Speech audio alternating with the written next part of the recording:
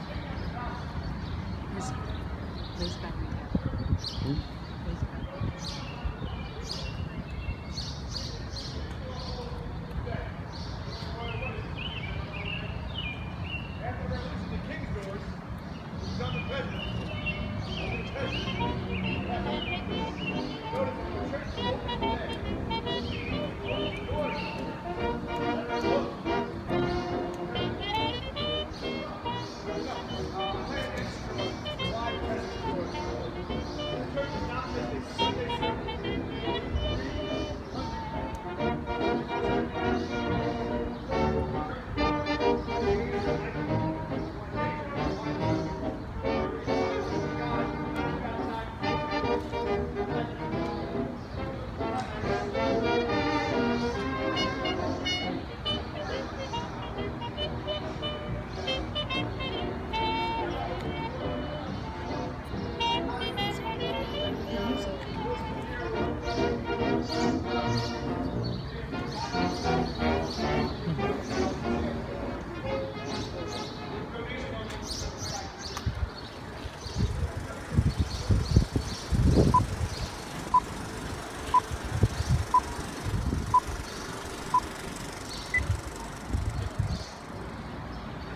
Alright gang, welcome to Reiser's Treasure Hunting Emporium's John Berry, Philadelphia walking tour. Now, John Berry was born in Wexford County in Ireland in 1745. His younger years were spent at sea where he developed a maritime career, where he started out as a cabin boy and eventually worked his way up to being a sea captain. And he eventually settled in Philadelphia, Pennsylvania, a decade prior to the Revolutionary War.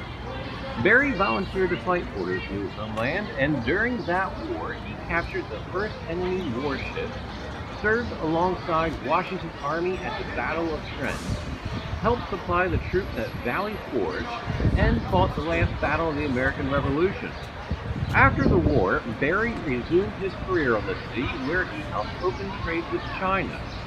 However, his civilian captain duties were interrupted when, in 1794, President George Washington named Berry as the first commissioned officer in the then new United States Navy. Berry remained the head of the United States Navy until his death in 1803. So join us on our walking tour of historic Philadelphia while we visit some of the notable places to the life and times of John Berry.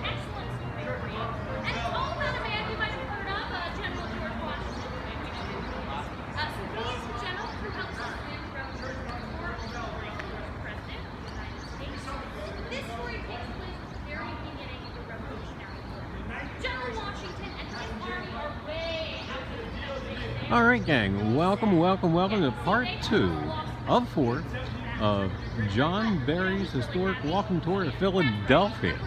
And wow, I have not seen this church as busy with tour guides, tour people, and everything else that's going on. And I try to sneak away a little bit from 2nd Street. By the way, we are at 22 to 26 North 2nd Street in Philadelphia. And yeah, I tell you what, there's about 5 different tour groups going on right now, so it's kind of like we're like in this crowd of things going on. But anyway, gang, hey, I just want to give a big hello to everybody. I want to say hi, 606, and Amy, hi, part-time detector. Liz, how are you? And AWR, thanks for coming back. And Cromwell, how are you? And Jeff, and everybody else, Mary Love, how are you? And I believe I did see Lenny. No, how are you, Lenny? Anyway, and hi to everybody else, Dean Charleston. Hi to everybody else who I may have missed. Anyway, gang. So here we are at Christ Church in Philadelphia, and again, we are landlubbers. We are on the ground. You know, it's just weird to do a walking history tour of a guy who was a sea captain. You know, but walking on water just doesn't, yeah, it's just not quite, yeah, it doesn't work. But anyway, gang, Christ Church was founded in 1695, and this current structure was built in from 1727 to 1744. Now, the Christ Church congregation had 15 signers of the Declaration of Independence, and there's a small churchyard here. And inside the small churchyard is Robert Morris. Now, Robert Morris, he was the, well, kind of known as the financier of the American Revolution. Not only was he a signer of the Declaration of Independence, but he was also the signer, or a signer, of the Articles of Confederation and also the United States Constitution. Now, Morris, you know, to kind of put this church into perspective, we'll try to take a better look here in a second, to try to put this church into kind of perspective of the times. Here, have a look at this. Now, this is back in the day. Back in the day, here we have a portrait of Washington in front of Christ, or the front or the back. There's always been a debate, which is the front, which is the back, and there isn't really a definite answer. I would love one, and I would love to hear other people's arguments in regards to this. But if you can notice, the tower in this picture is actually not quite on 2nd Street, but it's in the back here. But anyway, gang, back to the church. So, and also too, believe it or not, that steeple once upon a time was the tallest structure in the United States. That's kind of hard to imagine nowadays. Anyway, back to Robert Morris here. He's actually buried in this churchyard. Robert Morris, you know, he was actually one of the wealthiest men in the colonies at one time, and then actually saw ruin. He actually wound up in debtor's prison. And his funeral, you know, he was the signer of the Declaration of Independence, and the United States Constitution. I mean, he was a big power in the American Revolution, and he fell to ruin, got into debt, debtor's prison, and his funeral was actually quite small. I mean, there was no fanfare, no nothing. And whereas in the meantime, this was also the site of Franklin's funeral. Now, Franklin's funeral was completely different. If you could imagine a throng of tens of thousands of people surrounding this church in the streets and etc., why, yeah, the two funerals were completely different. But anyway, in regards to Barry, John Barry, why, this is actually the scene of John Barry's second marriage. Why, John Barry's first marriage to Mary Cleary, she unfortunately died in 1774, so Barry was a widower. But here on July the 7th, 1777, he married Sarah Alston. And I tell you what, that date, I do not need any kind of a note for that date. It's 7/7/1777. You know what? John Barry had to be really smart. There was no forgetting that anniversary. And so anyway, but here, yes, he married Sarah Alston.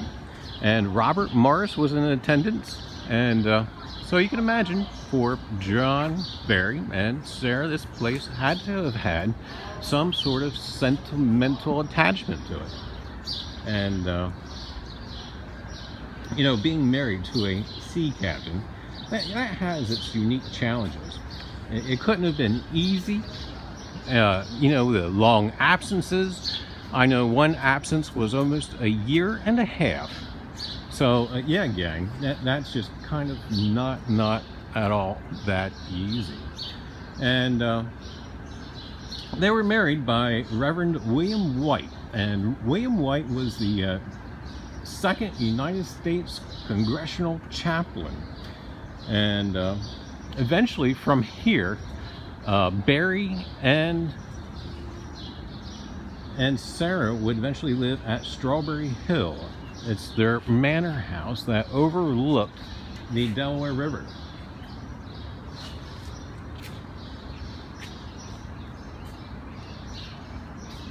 But speaking of the Delaware River, why, that's actually going to be our next stop. So anyway, gang, do stick around and tune back in for that, because yeah, we've got a great surprise going on for the stop number 3. But anyway, yep, that stop number 3 is going to be the Independence Seaport Museum. And it's like kind of an obvious stop when you're doing a bit of a historical walk regarding the sea captain. But anyway, gang, the Independence Seaport Museum is located at 211 South Columbus Boulevard. And we're probably going to go south on 2nd to Walnut, then over to Columbus Boulevard. So anyway, gang, hey, you know what? I am going to go ahead and catch up with chat here and see what we got going on.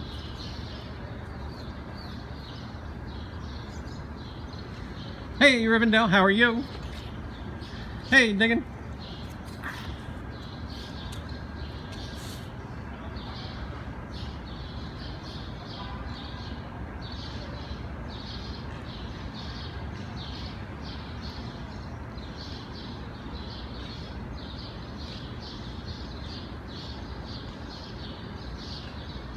Anyway, gang, well, it's wonderful to see everybody here, and we are going to go ahead and continue our trek down 2nd to Columbus Boulevard and head to the Independence Seaport Museum.